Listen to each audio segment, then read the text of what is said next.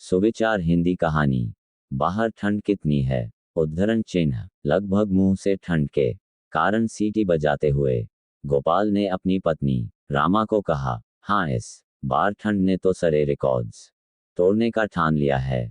देखो न कितनी बर्फ गिर रही है। रामा ने भी कपकपाती आवाज में अपने पति की बात का समर्थन किया। गोपाल ने अपना ओवरकोट उतारा और हैंगर पर टांगते हुए बीबी से कंबल मांगा और सीधा बिस्तर में चला गया। रामा ने गोपाल को खाने की प्लेट देते हुए कहा, बहुत अच्छा किया जो हमने इस बार समय रहते बच्चों के गर्म कपड़े खरीद लिए। न तो आपको इतना टाइम होता है और न ही पैसा। हर महीने तो कुछ न कुछ ऐसा सामने आ धमकता है जिसकी वजह से अपने लिए कुछ सोचने से पहले ही मन मारना पड़ता है। गोपाल ने एक निवाला मुंह में दिया और कहा, हाँ सही ही तो कह रही हो तुम। अब इसी महीने देख लो। माँ जी के चश्मे का नंबर बदलवाना था और बाऊजी के लिए भी तो कुछ गरम कपड़े और सॉल खरीदनी थी। पर निवाला चबाते चबाते अचानक से गोपाल को ठंड का एहसास होने लगता है। यार गोपाल, तू कितना सेल्फिश है। तूने अपने और बच्चों सहित रामा के लिए तो एक नहीं दो दो जोड़े गरम कपड़े बनवा लिए, पर ऐसी हड्डी गला देने वाली ठंड में न बाबू जी के लिए कुछ भी नहीं खरीदा। जबकि पिछली सर्दियों में ही बाबू जी ने अपने लिए एक गरम सॉल लेने की इच्छा जाहिर की थी। गोपाल ने जल्दी से खाना खत्म किया और अभी बाबू जी के नाम के पैसे अभी अलग करने के इरादे से अपने पेंट की जेब से बटुआ निकालकर चेक करने लगा। तभी किचन में बर्तन साफ कर रही रामा ने बिना उसकी ओर देखे ही कहा, क्या चेक कर रहे हो? मैंने आपकी जेब से पैसे निकाले हैं। वो मुन्नी की फीस पिछले 5 महीने से जमा नहीं हुई है। ऊपर से उसकी ट्यूशन वाली मैडम ने उसे अब पढ़ाने से मना कर दिया है क्योंकि वे अब फीस बढ़ा के मांग रही है और हम दे नहीं पा रहे हैं। हम पर रामा बाबू जी को ठंड। गोपाल ने अपनी बात पूरी भी नहीं कही थी कि रामा ने बर्तन सिंक में जोर से मारते हुए कहा, आजकल कम पढ़ी लिखी लड़कियों के रिश्ते भी नहीं होते हैं बेबश।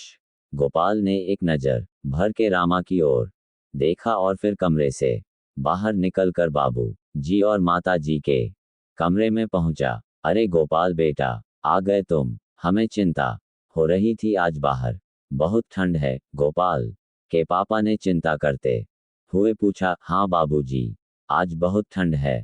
कहते हुए गोपाल माँ के पास कंबल में बैठ कर उनसे बातें करने लगता है। तभी गोपाल की नज़र पापा की साल पर गई। उसमें 2-3 छेद जो पहले छोटे हुआ करते थे अब वो अपना आकार बड़ा कर चुके थे। अब वे दूर से साफ साफ नजर आ रहे थे। पापा की सॉल की ये हालत देखकर गोपाल सोच ही रहा था कि तभी उसे नजर आया उसके पापा कांप रहे हैं। क्या हुआ पापा जी? अपने अंदर गर्म कपड़े नहीं पहने हैं क्या? आप कांप रहे हैं? उद्धरण चिन्ह। अब गोपाल के पापा और माँ दोनों एक साथ गोपाल की ओर देखने लगते हैं। वो खुद गोपाल से कुछ कहना नहीं चाहते थे।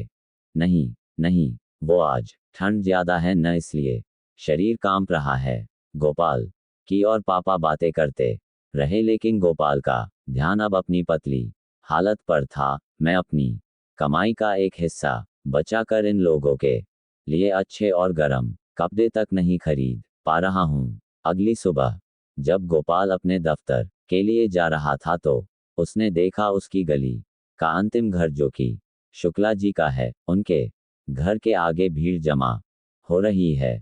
जाते हुए उसने वहां पर जाकर पूछ दिया, क्या हुआ भाई? तभी उसे सुनने को मिला, और ठंड में अकड़ने की वजह से शुक्ल जी की मौत हो गई। ये खबर सुनकर मानो गोपाल मानो सुन्न सा हो गया हो। उसके मुंह से कुछ भी नहीं निकला। वो खड़ा खड़ा काफी देर तक सोचता रहा और फिर क्रियाक्रम के बाद अपनी ऑफिस गया।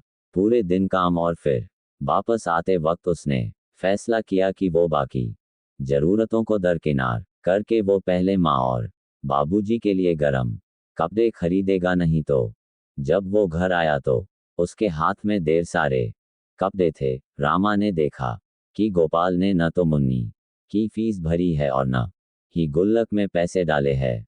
उसने गेट खोला और बिना कुछ कहे आंखें तरेरते हुए अंदर चली गई। कुछ देर गोपाल खड़ा सोचता रहा, फिर वो सीधा अपने पापा के कमरे में गया और अपने हाथों से अपनी माँ और पापा को वो गर्म कपड़े जो लेके आया था पहनाने लगा। हाँ, आज कितना अच्छा लग रहा है, ऐसा लग रहा है जैसे ठंड है ही नहीं। गोपाल के पापा ने अपनी बुई और जर्जा आंखों में चमक लाते हुए कहा। गोपाल खुशी से उनकी ओर देख रहा था। तभी उन्होंने कहा, मैं 2 दिन पहले शुक्ल जी से मिला था, कह रहे थे लगता है इस बार ठंड हमें लेके ही जाएगी।